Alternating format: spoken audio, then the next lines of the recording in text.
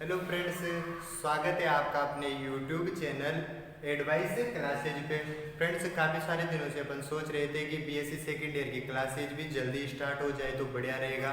तो अपन ने आज बीएससी सेकेंड ईयर की क्लासेज भी स्टार्ट कर दी है। स्वागत है आपका अपनी पहली क्लास बीएससी सेकेंड ईयर की पहली क्लास में। फ्रेंड्स, जैसे कि अपन को सिलेबस वाले वीडियो में अपन ने डिस्कशन किया था कि अपन को पूरे 225 नंबर की मैथ पढ़नी है, जिसमें 25 नंबर अपने प्रैक्टिकल के होंगे और 200 नंबर की तैयारी अपन को करनी है। अपन का जो पहला वाला पेपर होएगा वो पूरे 75 नंबर का, दूसरा पेपर है जो 50 नंबर का और उसमें 25 नंबर का अपने प्रैक्टिकल होएगा, और जो तीसरा वाला पेपर है वो 75 नंबर का होएगा। तो आज हम पेपर नंबर सेकंड की पहली यूनिट स्टार्ट करने वाले हैं। जो पेपर नंबर सेकंड होगा उसमें अपने दो किताबें चलती है। पहली है अवकल समीकरण, दूसरी वाली है आंशिक अवकल समीकरण। पहली, दूसरी और तीसरी यूनिट है जो तो इस वाली किताब में ही है। चौथी और पांचवी यूनिट है वो दूसरी वाली किताब में। अपन चलते हैं फ्रेंड्स अपने टॉपिक की ओर, और जो बाकी की सारी जो इंफॉर्मेशन है वो अपन वीडियो के लास्ट में जानेंगे।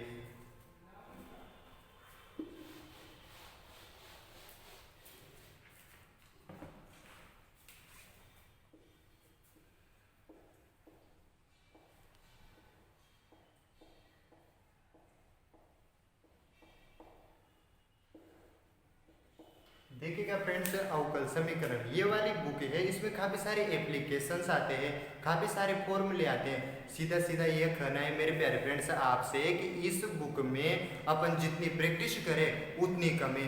ये बुक अपन से सिर्फ और सिर्फ प्रैक्टिस मांगती है और आपको भी प्रैक्टिस करनी ही पड़ेगी। मेरे प्यारे फ्रेंड्स, अगर आप साथ के साथ पढ़ते हो, प्रैक्टिस करते हो, तो आपको 100% समझ में आएगा, कोई दिक्कत नहीं आएगी। आपका भाई आपके लिए पूरी कोशिश करेगा। और मेरे प्यारे फ्रेंड्स, अगर आप आगे भी कॉम्पिटेटिव एग्जाम्स देंगे वो अपन को तो देने ही है। अगर वहाँ पर भी अगर बीएससी की मैथ आती है, अपन जो एग्जाम देंगे और उसके सिलेबस में अगर बीएससी की मैथ है तो उसमें 100% अवकल समीकरण नाम का टॉपिक आएगा ही सही। आप चाहे सेकंड ग्रेड देख लो, फर्स्ट ग्रेड देख लो, या उसकी आप तो एनडीए का एग्जाम ही देख लो, उसमें भी अवकल समीकरण आती है। अपन ने 12th के लेवल में भी काफ़ी बढ़िया अवकल समीकरण पढ़ ली, जैसे चरों का पृथक्करण पढ़ लिया था, समघात अवकल समीकरण पढ़ ली थी, बर्नौली इक्वेशन पढ़ ली थी, और समीकरणों को अपन को बर्नौली इक्वेशन में बदल कर सोल्व करना पड़ लिया था। तो कुछ कुछ तो उसके जैसा भी आएगा, लेकिन फ्रेंड्स अपन को अवकल समीकरण एक अलग लेवल पर लेके जानी है। बीएससी सेकेंड ईयर का थोड़ा सा लेवल हाई होगा, और मेरे प्यारे फ्रेंड्स आपको साथ के साथ मेहनत करनी है। आपका भाई आपके लिए पूरी मेहनत करेगा। बस आपको वीडियो को ज़्यादा से ज़्यादा शेयर करना है, लाइक करना है। अगर कुछ नहीं आए समझ में तो आपको कमेंट बॉक्स में आ जाना है। अपन जानते हैं सबसे पहले ये जानते हैं कि अवकल समीकरण, अपन तो अवकल समीकरण में भी फोकस नहीं करते, सिर्फ और सिर्फ समीकरण में फोकस करते हैं। मेरे प्यारे फ्रेंड्स, अपन के पेपर में अवकल समीकरण की परिभाषा भी पूछ लेता है। मेरे प्यारे फ्रेंड्स, अब पेपर में अपने अवकल समीकरण की परिभाषा पूछ लेता है। सीधा सीधा ये क्वेश्चन आ जाता है कि आखिर अवकल समीकरण क्या होती है, तो अपन जानेंगे। तो मेरे प्यारे फ्रेंड्स, मैं आपको इसकी परिभाषा बनाना भी सिखाऊंगा। आपके अंदर एकदम फील आएगा, आपके दिमाग में आएगा। बस आप इस वीडियो को आराम से ध्यान से देखिएगा, रोक रोक के देखिएगा। सबसे पहले समीकरण होती क्या है, मैं आपसे सीधा सीधा सवाल पूछूं कि आखिर समीकरण क्या होती है। अपन जानते हैं, अपन ने काफी सारे समीकरण पढ़ रखी है, जानते हैं अलजेब्रिक इक्वेशन, ट्रिग्नोमेट्रिक इक्वेशन, लेकिन आखिर समीकरण होती क्या है। अपने पास शब्द नहीं है, अपने पास वर्ड्स की कमी, अपन डिफाइन नहीं कर सकते कि आखिर समीकरण होती क्या है। मैं मेरे प्यारे फ्रेंड्स आपको सीधा सा एकदम देसी तरीका बताता हूँ कि समीकरण होती क्या है। जिसमें आपको बराबर का चिन्ह दिख जाए वो समीकरण है। अब आप सब खुद ये समझ जाओगे, बराबर का चिन्ह है मतलब इसमें एलएचएस भी होगा, आरएचएस भी होगा, एलएचएस भी होगा, आरएचएस भी होगा, मतलब ये समीकरण है। तो आप सीधा सीधा किसे कह सकते हो, समीकरण कह सकते हो बैलेंस्ड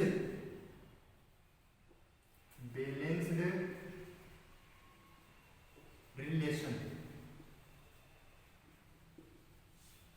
आप तो सीधा सीधा ये याद रखो कि बैलेंस्ड रिलेशन, जो बैलेंस्ड रिलेशन होता है, जो दोनों तरफ से सेटिस्फाई होता है, जिसमें एलएचएस बराबर आरएचएस होता है, वो समीकरण होती है। जैसे आज तक अपन ने पढ़ा कि x² प्लस x प्लस 1 बराबर 0, तो ये एक समीकरण है। इसमें अपन एक x का ऐसा मान रख देते हैं और उसको यहाँ रख देते हैं, +1 करते हैं, बराबर में 0 आ जाता है। तो ये दोनों तरफ से फॉलो हो रहा है, दोनों तरफ से एकदम फिक्स हो रहा है, तो ये एक समीकरण है। जैसे sine square theta plus cos square theta is equal 1 है, तो ये समीकरण क्यों है? अपन सीधा सा कह सकते हैं कि इसमें बराबर का चिन्ह है, इसलिए ये समीकरण है। इसमें LHS बराबर RHS होगा। किसी भी थीटा के मान के लिए आप sine square theta plus cos square theta का मान क्या करोगे? 0। हमेशा ये वेरीफाई हो रहा है, हमेशा ये संतुष्ट करता है। तो ये समीकरण क्यों है? समीकरण इसलिए है मेरे प्यारे फ्रेंड्स, क्योंकि इसमें LHS बराबर RHS है। जहाँ जहाँ आपको बराबर का साइन दिख जाए वो एक समीकरण है, जहाँ पर LHS बराबर RHS आ जाए वो एक समीकरण है। अब देखते हैं अपन समीकरणों के बारे में। जब अपन समीकरण पढ़ते हैं तो अपन देखते हैं आखिर समीकरण अपन ने जान लिया कि बैलेंस्ड रिलेशनशिप होता है, बैलेंस्ड जो रिलेशन होता है वो क्या है? समीकरण है।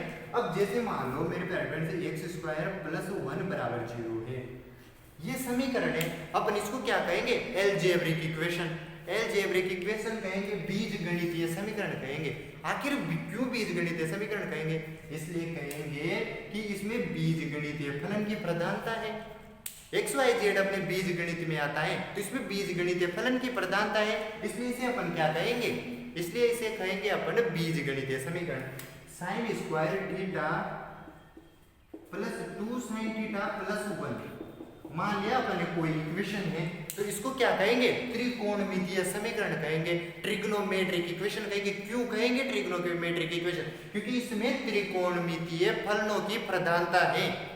ये बात आपकी क्लियर आ गया मेरे प्यारे फ्रेंड्स। यहाँ से ही अवकल समीकरण की परिभाषा बनेगी, तो ये बात तो आपको समझ ही आ गई कि इसको एलजेब्रिक इक्वेशन क्यों कहते हैं, क्योंकि इसमें एलजेब्रिक फंक्शन है उनकी प्रधानता है। इसको ट्रिग्नोमेट्रिक इक्वेशन क्यों कहेंगे? क्योंकि इसमें ट्रिग्नोमेट्रिक फंक्शन की प्रधानता है। तो अवकल समीकरण में किसकी प्रधानता होगी? अवकलजों की प्रधानता होगी। किसकी प्रधानता होगी? अवकलजों की। तो अपन को अभी तक तो ये समझ में आ गया अवकल समीकरणों के बारे में कि ऐसी समीकरण जिसमें अवकलजों की प्रधानता है वो क्या है? अवकल समीकरण है। वो क्या है? अवकल समीकरण है। मेरे प्यारे फ्रेंड्स, कुछ भी नहीं, अपना माइंड उस चीज को आराम से याद रख लेता है, उस चीज को आराम से याद रख लेता है जिसके बारे में अपन खुद सोचते हैं, खुद फील करते हैं और इसकी परिभाषा अपन खुद बनाते हैं। अगर अपन पेपर के पॉइंट ऑफ व्यू से याद करेंगे, पेपर वो जो अपनी क्या है बुक की परिभाषा है उसको अपन थोड़े दिनों में भूल जाएंगे, या फिर पेपर में लिखते टाइम भी अपनी काफी दिक्कत आएगी। तो मैं खुद आपको परिभाषा बनाना सिखाऊंगा। सबसे पहले अपन ने ये जाना कि आखिर समीकरण क्या होती है। समीकरण वो होती है जिसमें इक्वल का साइन आता है, बैलेंस्ड रिलेशन होता है। अपन एक्स स्क्वायर प्लस 1 को एलजेब्रिक इक्वेशन क्यों कहते हैं? क्योंकि इसमें एलजेब्रिक फंक्शन होगी। इसको ट्रिग्नोमेट्रिक इक्वेशन क्यों कहते हैं? क्योंकि इसमें ट्रिग्नोमेट्रिक फंक्शनों की प्रधानता है। तो इसमें किसकी प्रधानता होगी? अवकलों की, अवकलजों की प्रधानता होगी। ये बात तो अपने क्लियर होगी।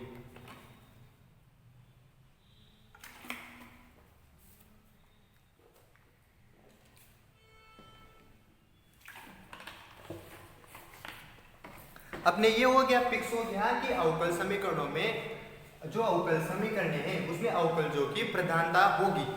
अब ये सब जानने के लिए मेरे प्यारे फ्रेंड्स अपन को दो चीजें और समझनी होगी। दो चीजें हैं जिनके बारे में अपन को काफी सारा पढ़ रखा है, उनके बारे में अपन को काफी सारी चीजें भी मालूम है, अपन ने काफी सारा उनका नाम सुन रखा है। तो सबसे पहले अपन देखते हैं अवकलज dy/dx।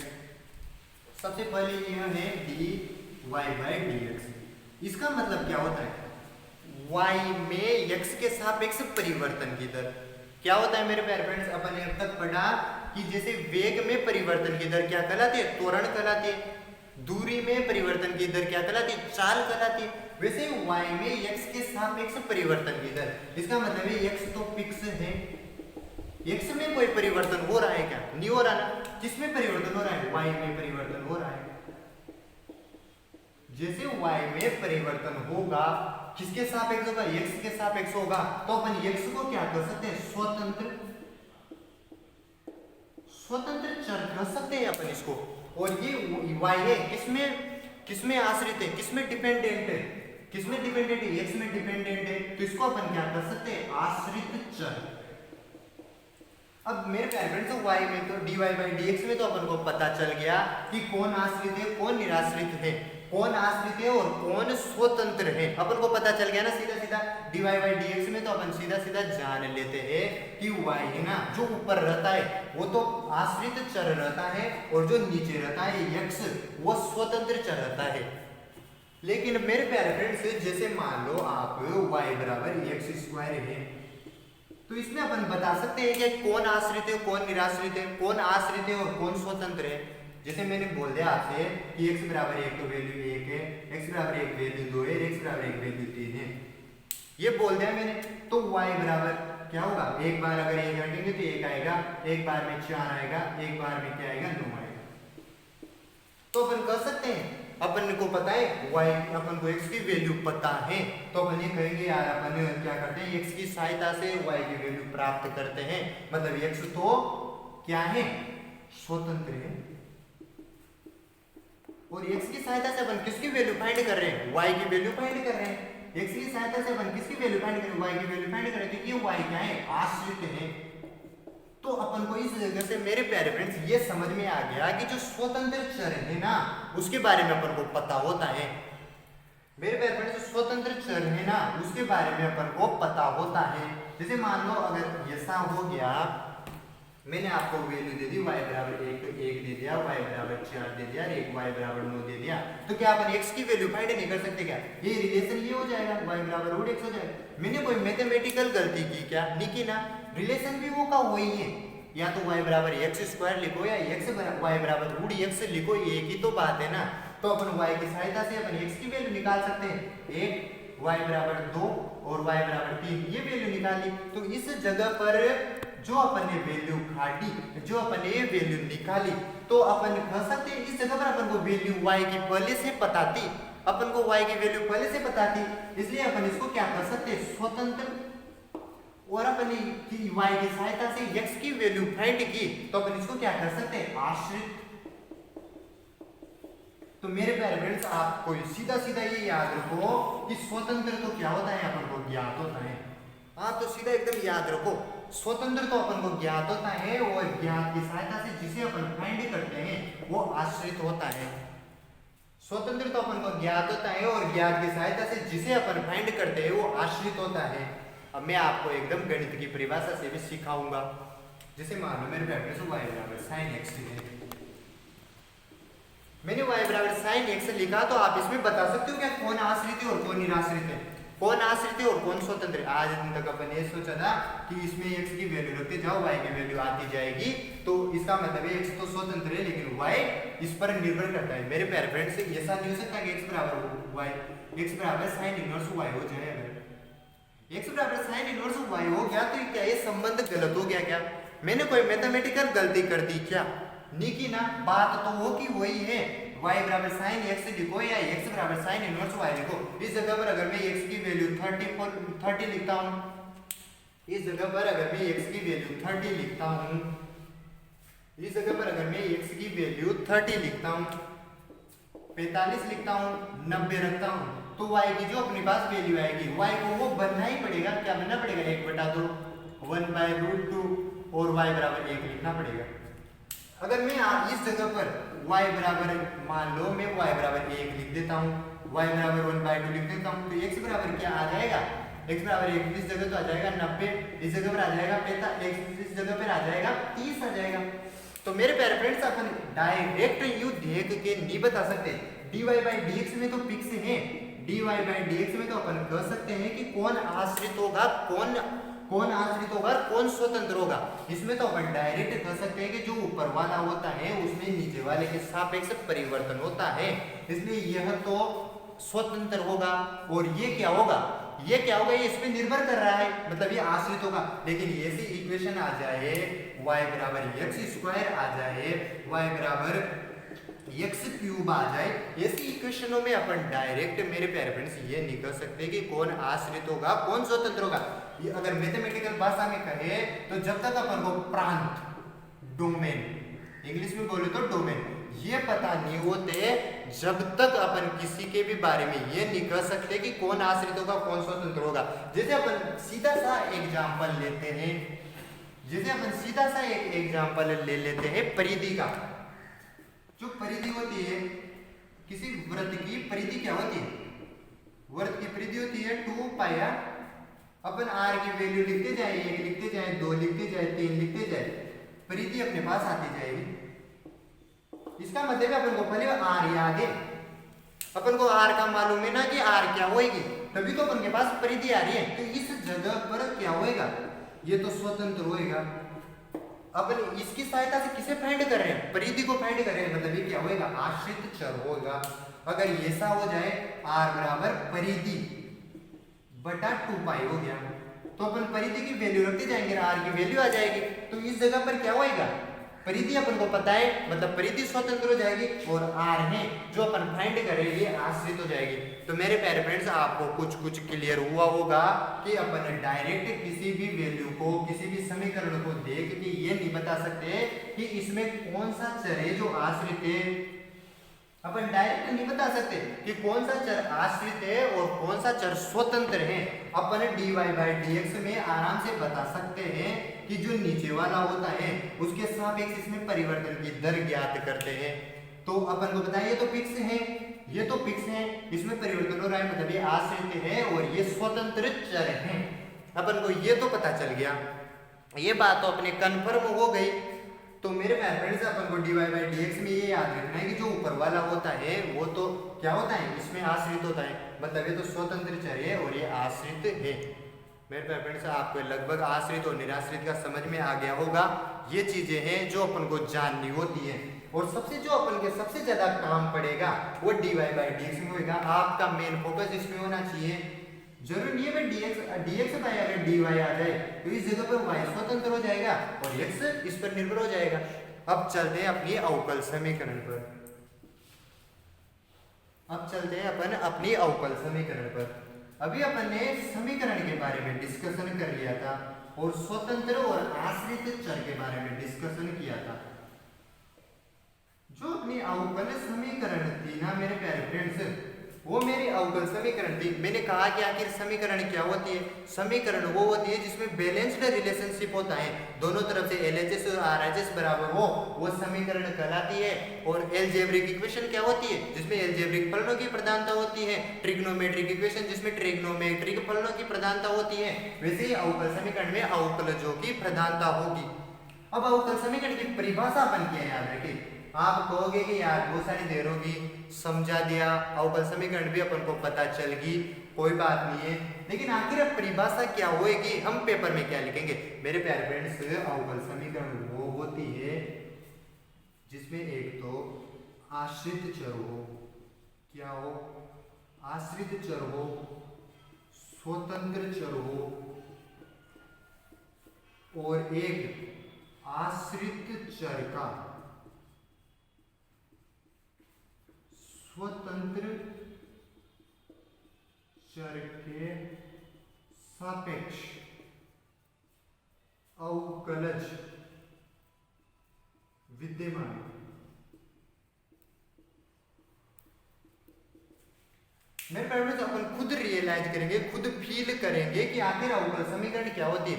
ऐसी समीकरण जिसमें आश्रित चर हो, स्वतंत्र चर हो और आश्रित चर का स्वतंत्र चर के सापेक्ष अवकलज विद्यमान हो, उस समीकरण को क्या कहेंगे? अवकल समीकरण कहेंगे। ये बात अपने माथे में, अपने भेजे में फिट करो मेरे प्यारे फ्रेंड्स, अपने दिमाग में, अपने ब्रेन में फील करवाओ कि आखिर अवकल समीकरण क्या होती है। ऐसी अवकल समीकरण जिसमें एक आश्रित चर हो, एक आश्रित चर हो, एक स्वतंत्र चर हो और आश्रित चर का स्वतंत्र चर के सापेक्ष अवकलज विद्यमान हो। आश्रित चर का स्वतंत्र चर के सापेक्ष अवकलज विद्यमान हो, अवकल समीकरण कहलाती है। अब अपन को परिभाषा भी तो लिखनी है, अपन को परिभाषा लिखनी है। बहुत सारे बोलते हैं यार एक से अधिक आश्रित चर हो सकते हैं क्या, एक से अधिक स्वतंत्र चर हो सकते हैं क्या, या इसके एक से अधिक स्वतंत्र चरों के सापेक्ष अवकलज विद्यमान हो सकते हैं क्या। तो मेरे प्यारे फ्रेंड्स, अपन को एग्जाम भी देना है, तो अपन एग्जाम में क्या करेंगे? अपन एग्जाम में बढ़िया वाली परिभाषा लिखेंगे, क्योंकि ये परिभाषा अपन के एक नंबरों में पूछ ली जाती है। तो अपन इसकी परिभाषा देख लेते हैं। सबसे पहले अपन को याद तो हो गया, ऐसी अवकल समीकरण जिसमें एक स्वतंत्र चर हो, एक आश्रित चर भी होना चाहिए और आश्रित चर का स्वतंत्र चर के सापेक्ष अवकलज विद्यमान होना अच्छा, ये आश्रित चर का स्वतंत्र चर के सापेक्ष अवकलज विद्यमान होना चाहिए।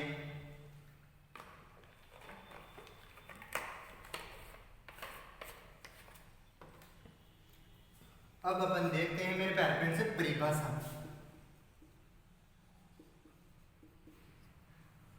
जो अपन परिभाषा अवकल समीकरण की देखेंगे तो अपन देखते हैं ऐसा समीकरण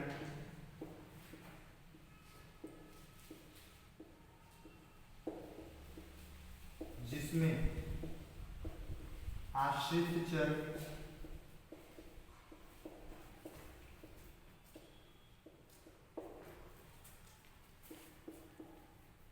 एक या एक से अधिक स्वतंत्र चर तथा आश्रित चर के एक या एक से अधिक आश्रित चर के एक या एक से अधिक स्वतंत्र चर के सापेक्ष अवकलज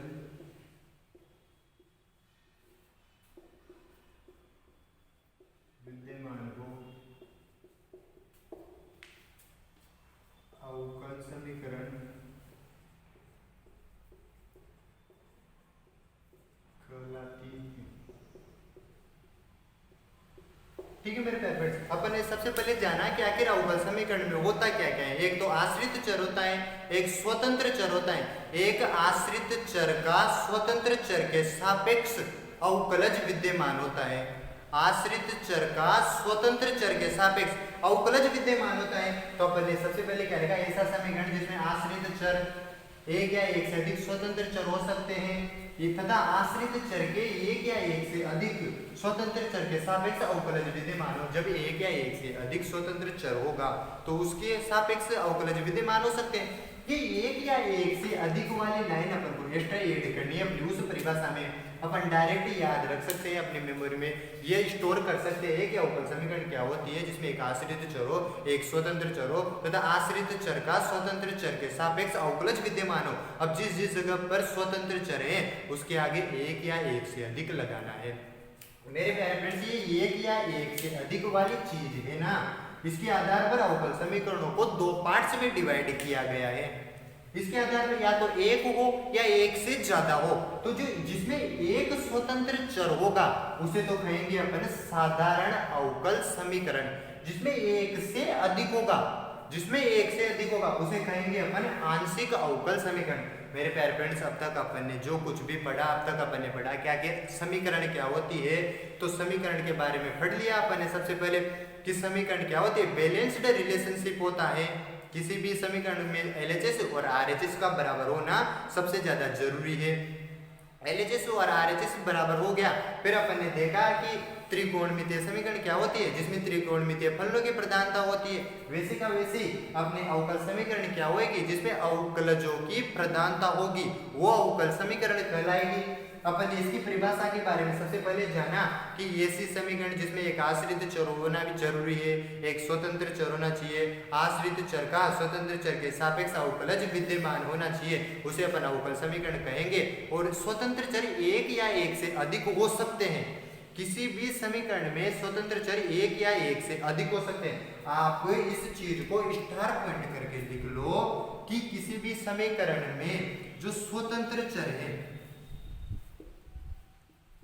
एक से अधिक हो सकते हैं। जो स्वतंत्र चर है वो एक से अधिक हो सकते हैं। और जो जो आश्रित चर है वो किस पर निर्भर करता है, स्वतंत्र चर पर निर्भर करता है आश्रित चर। तो इसका मतलब है आश्रित चर दो स्वतंत्र चरों पर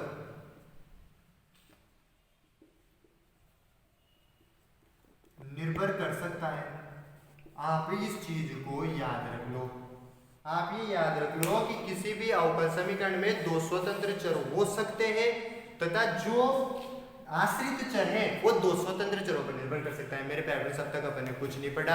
आई थिंक आपको सारा का सारा क्लियर हो गया होगा। अपन अवकल समीकरण को आज तो दो पार्ट्स में डिवाइड कर लेते हैं। आखिर अवकल समीकरण है अपन ने पढ़ ही लिया। अवकल समीकरण क्या है? ऐसी समीकरण जिसमें आश्रित चर हो, स्वतंत्र चर हो तथा आश्रित चर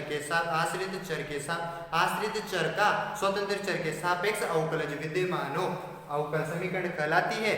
और अपन देखते हैं आखिर अवकल समीकरण कितने प्रकार के होते हैं। आप इस चीज को याद रखो, एक या एक से अधिक, आप मेरे प्यारे फ्रेंड्स एक या एक से अधिक अवकल समीकरण, एक या एक से अधिक वाली चीज को आप याद रखो। मेरा फोकस इस परिभाषा में मेरे प्यारे फ्रेंड्स सबसे ज्यादा इसलिए है क्योंकि ये परिभाषा काफी सारे टाइम अपन से पूछ ली जाती है। अब देखते हैं अपन अवकल समीकरण।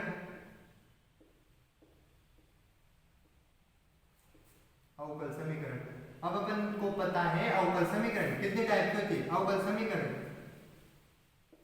दो प्रकार के होते हैं। अपन ने अवकल समीकरण के बारे में पढ़ा, ऐसे समीकरण जिसमें आश्रित चर, स्वतंत्र चर तथा आश्रित चर का स्वतंत्र चर के सापेक्ष अवकलज विद्यमान हो, अवकल समीकरण कहलाते हैं। अब अपन ने उसमें एक लाइन पढ़ी थी, एक या एक से अधिक। उसी एक या एक से अधिक के आधार पर अवकल समीकरण है वो है साधारण अवकल समीकरण, ODE ऑर्डिनरी डिफरेंशिएशन इक्वेशन, और एक है आंशिक अवकल समीकरण, पार्शियल डिफरेंशिएशन इक्वेशन। आंशिक अवकल समीकरण ये दो पार्ट्स में डिवाइड है। अब अपन इनके बारे में जानते हैं। आखिर ये क्या है? यह है वह अवकल समीकरण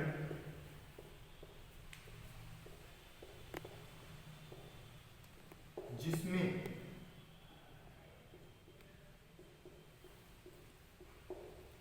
एक स्वतंत्र चर हो,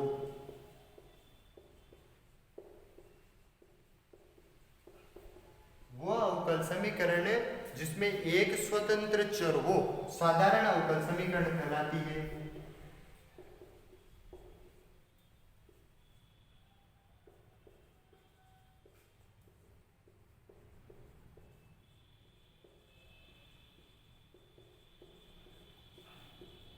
मेरे प्यारे फ्रेंड्स, अब तक अपन ने पढ़ा कि अवकल समीकरण में एक या एक से अधिक स्वतंत्र चर हो सकते हैं। अगर एक ही स्वतंत्र चर है, अगर एक ही स्वतंत्र चर है तो उस अवकल समीकरण को अपन क्या कहेंगे? साधारण अवकल समीकरण कहेंगे।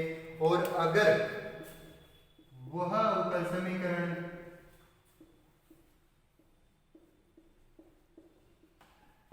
जिसमें